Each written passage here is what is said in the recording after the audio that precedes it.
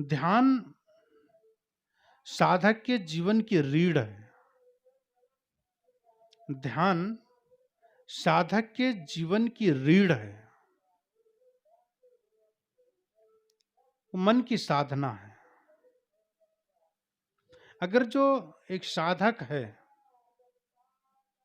वो मन की साधना नहीं करता है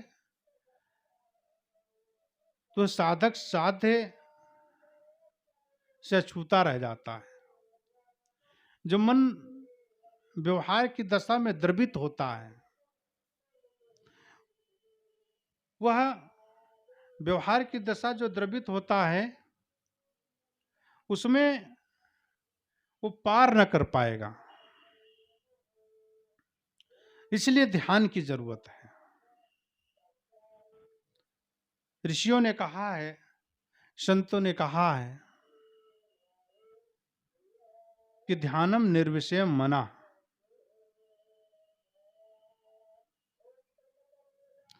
ध्यान मन का निर्विषय हो जाना ही ध्यान है।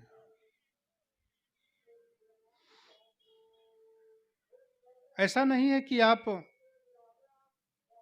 आंख बंद करके ध्यान में बैठ जाएं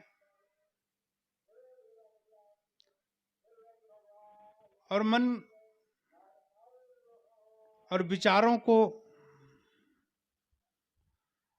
का प्रवाह चलता रहे और आप उन नए नए विचारों में उलझते रहें।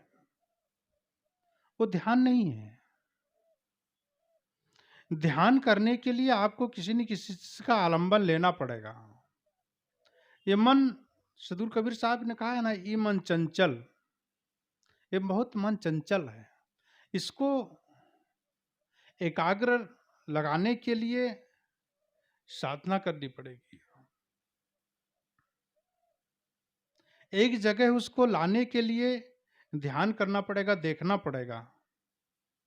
धीरे धीरे सने सने मन की एकाग्रता को बढ़ाना पड़ेगा। दिन भर आप मन ध्यान कर भी नहीं पाएगा। उसके लिए बहुत कुछ आयाम चाहिए, सेवा चाहिए, साधन चाहिए, फिर ध्यान चाहिए। इसलिए मन की एकाग्रता को करने के लिए, मन को एकाग्र करने के लिए ध्यान में जरूर बैठना पड़ेगा और मन की दशाओं को देखना पड़ेगा। अब मन की दशा कैसे देखेंगे? आप ध्यान में बैठिए, सुखासन पे बैठिए। जैसे आपको बैठना हो सुखासन पे बैठिए। अब बैठ करके अपने आंख को बंद करिए, अर्थात बहिर्मुखता की तरफ से मुड़िए और बहिर्मुखता की तरफ से मुड़ करके अंतर्मुखता की तरफ जाने का प्रयास, मार्ग, साधन एक ध्यान है। ध्यान में प्रवेश करने के लिए आप अपनी श्वासों को देखें। सामने एक बिंदु लगा लीजिए, उसको देखिए। किसी मूर्ति अपने गुरु की लगा लीजिए, उसको देखें। शायद हर समय हर जगह मूर्ति ना मिले, सामने में कोई बिंदु ना मिले, इसलिए आप अपने श्वास पे काम करिए, अपने मन को श्वास पे टिकाइए। श्वास आपके सामने नाक है और नाक से श्वास जा रही है और नाभि तक श्वास जाती है और नाभि से श्वास वह पुनः फिर वापस आती है। यह क्रिया 24 घंटा चलती रहती है। आपको चलाना नहीं है। ये प्रकृति का नियम है, आपके शरीर की बनावट है। यह आपको न संतुलन होगी, न बढ़ेगी, न घटेगी। स्थिति के अनुसार इसका वेग तेज होता है और मध्यम होता है। जीवन में श्वास का बहुत खेल है। सांसों का क्या भरोसा, रुक जाए कब कहां पर। भजन में गाते हैं संत लोग, सांसों का क्या भरोसा, सांसों का क्या भरोसा, रुक जाए कब कहाँ पे, सांसों का क्या भरोसा, रुक जाए कब कहाँ पे, क्या भरोसा कब और कहाँ रुक जाए, कोई ठिकाना नहीं है। इसलिए श्वास पर काम करिए। आपको प्रकृति की तरफ से उपहार में यह शरीर मिला है,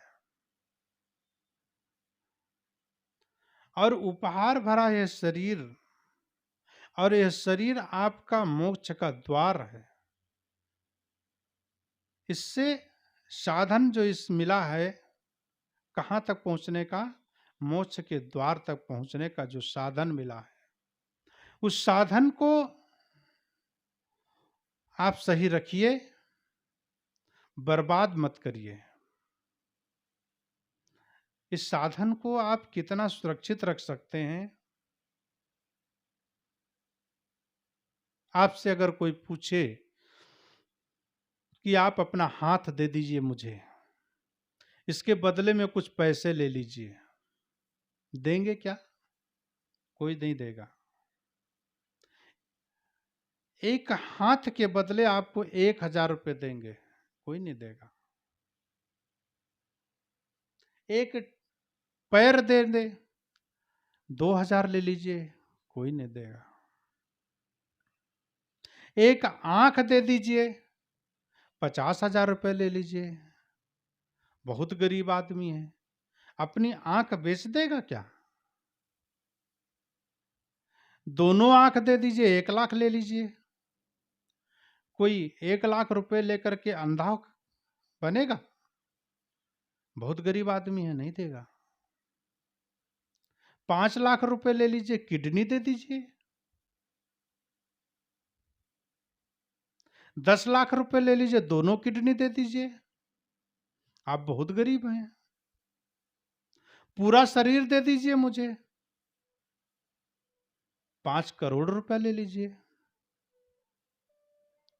अब भला बताइए कि कोई अपना शरीर बेच करके 5 करोड़ रुपया ले करके शरीर आपको दे देगा, फिर वो 5 करोड़ रुपए क्या करेगा?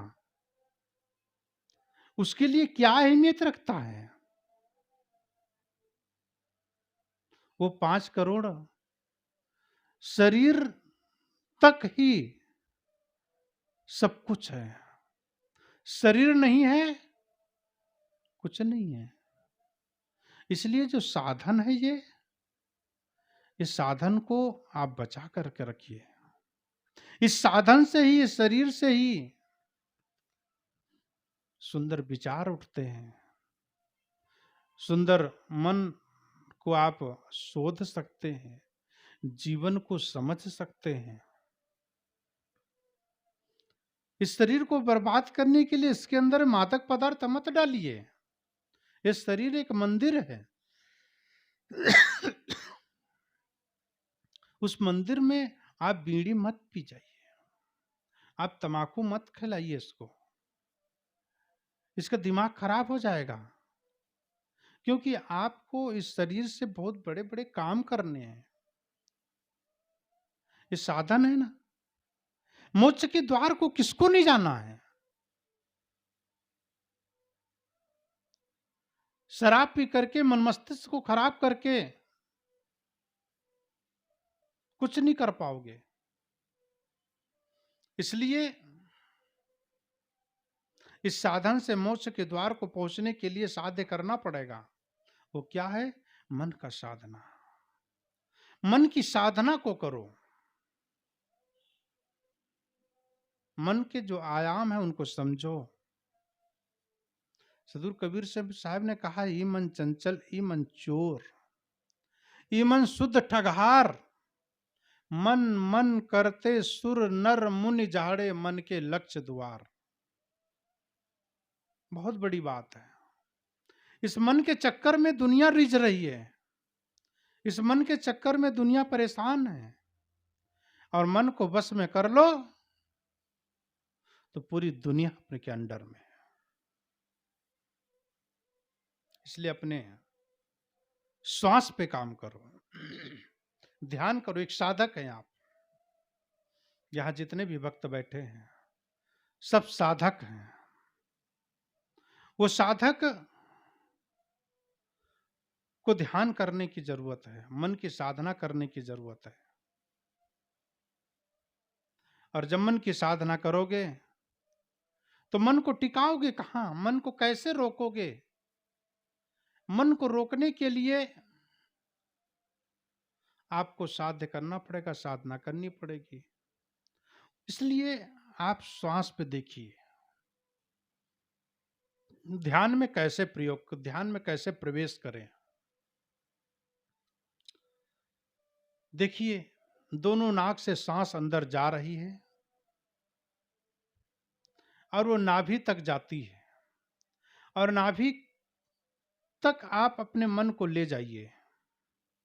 देखते देखते देखते देखते आपकी श्वास नाभि तक जाएगी और नाभि से पुनः फिर नाक के दोनों नाकों के द्वारा पुनः फिर बाहर होगी, फिर पुनः अंदर जाएगी, फिर बाहर होगी, फिर अंदर जाएगी, फिर बाहर होगी।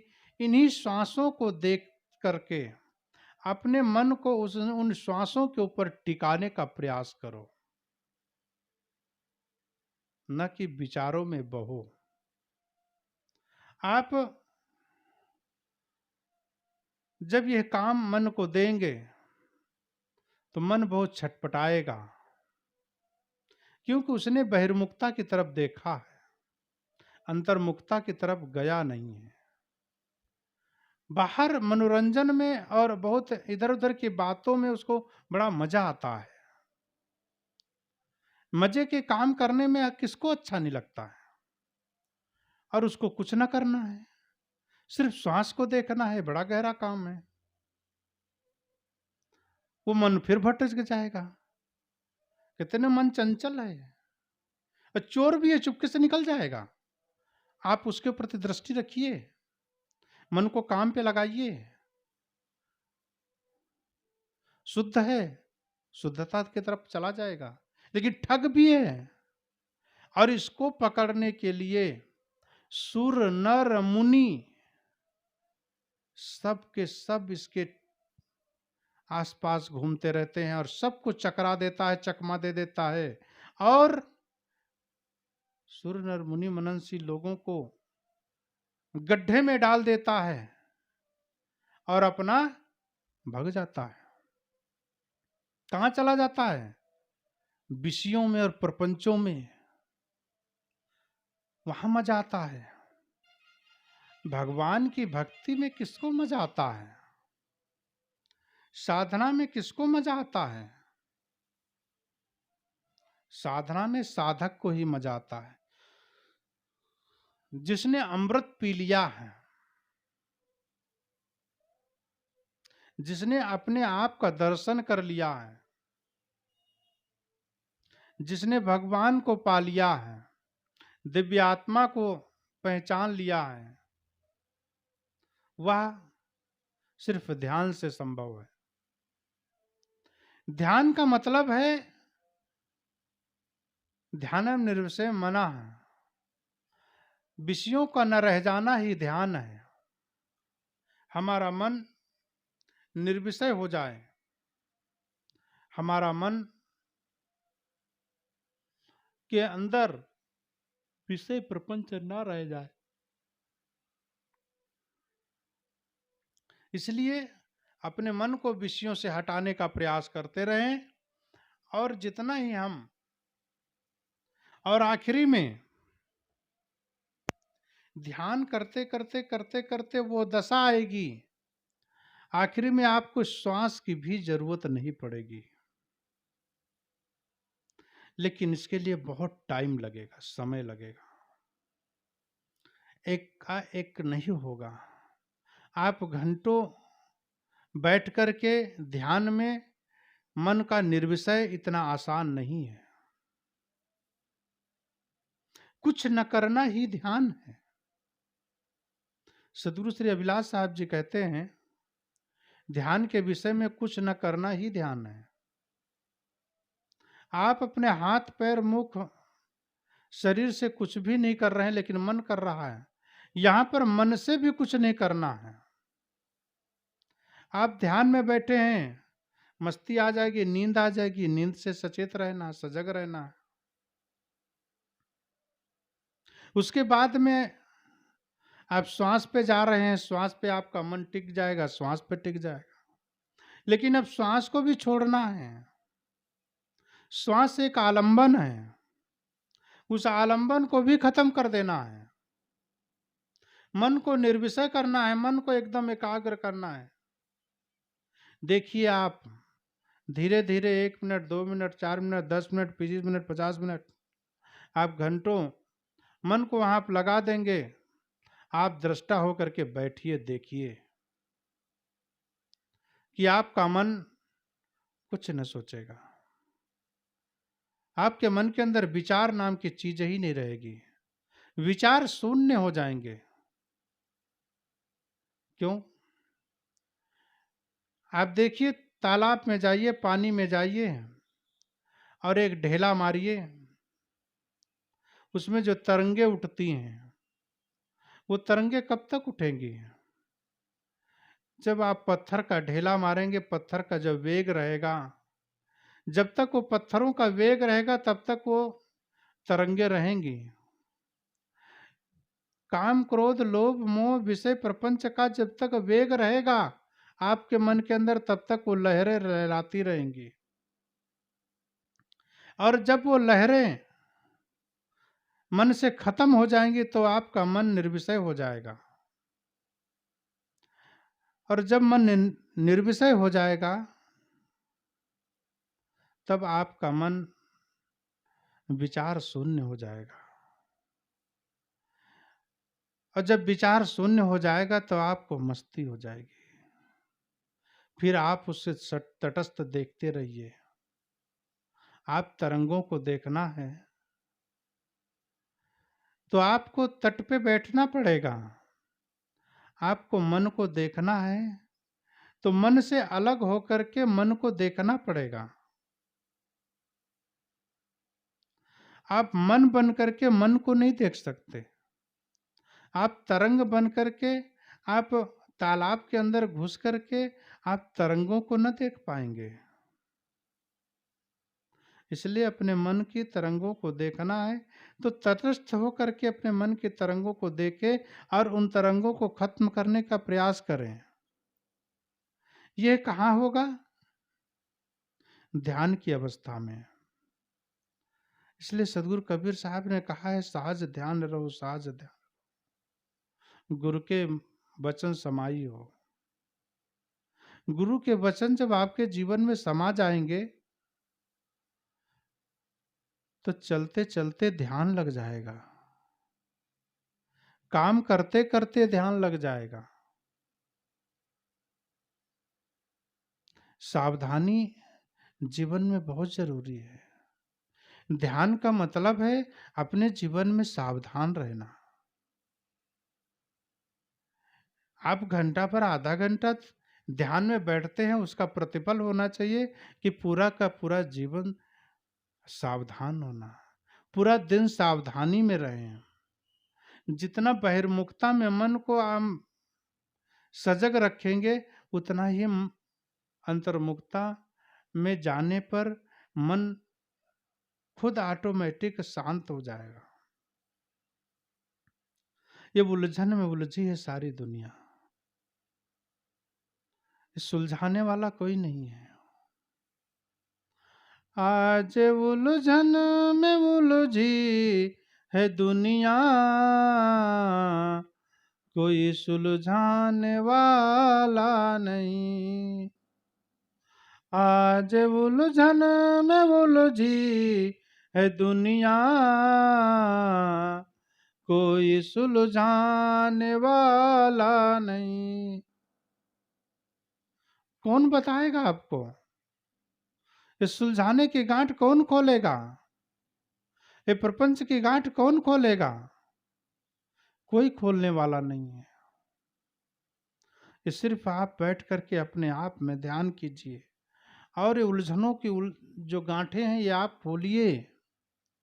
ये उलझने की गांठें आप अपने ध्यान में बैठ करके उलझन कहाँ है उन उलझनों को पहचाने और उनको देख करके खोलने का प्रयास करें।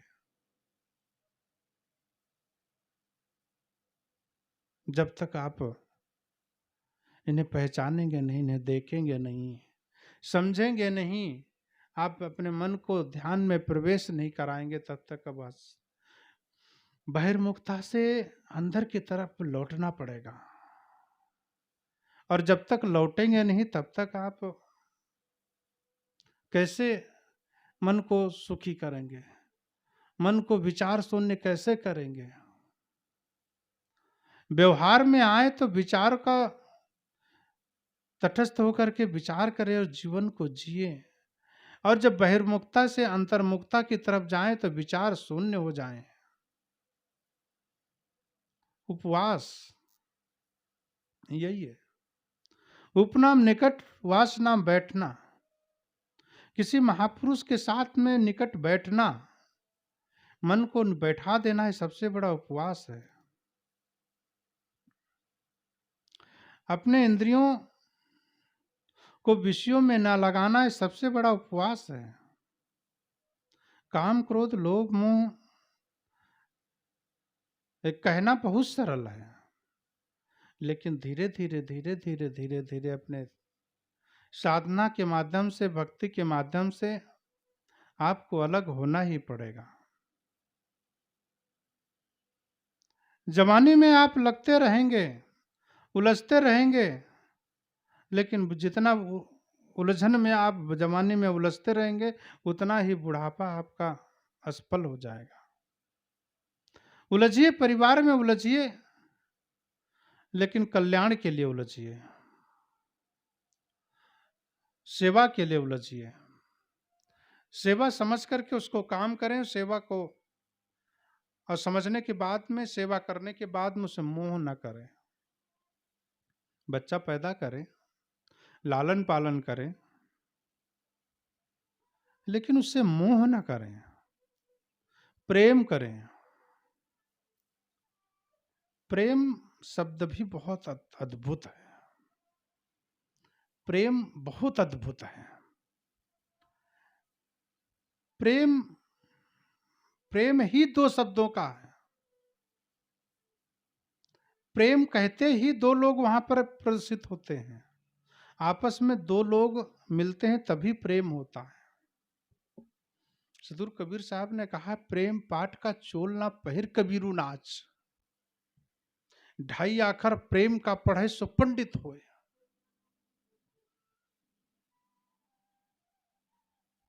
ये प्रेम शब्द बहुत बड़ी चीज है।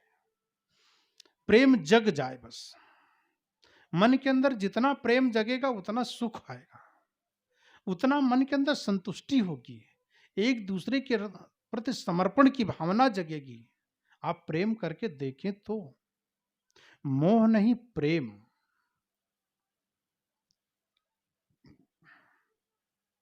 गुरु से प्रेम करते हैं, मोह नहीं करते। मोह करेंगे तो दुख होगा।